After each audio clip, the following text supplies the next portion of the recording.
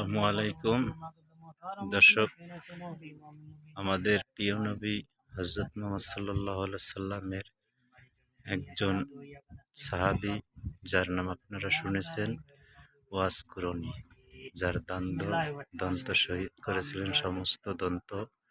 সেই ওয়াস কুরনি রওজা, এই যে তার কবর, তিনি এখানে শায়িত আছেন। আমরা সেই হযরত ওয়াস কুরনির কবর জিয়ারতের জন্য এখানে আসছি। আজকে পবিত্র ঈদুল ফিতরের দিন, ঈদের দিন। এই যে লোকজনে তার কবর জিয়ারত করতেছে, এখানে তিনি শায়িত আছেন। এটা হচ্ছে ওমান শহরের সালালা, এখানে তিনি শায়িত আছেন। তিনি একজন জবরদস্ত আল্লাহর নবী হযরত মুহাম্মদ সাল্লাল্লাহু আলাইহি সাল্লামের সাহাবী। তিনি খুব ভালো মানুষ ছিলেন। সবাই তার জন্য দোয়া করবেন। আল্লাহ হাফেজ।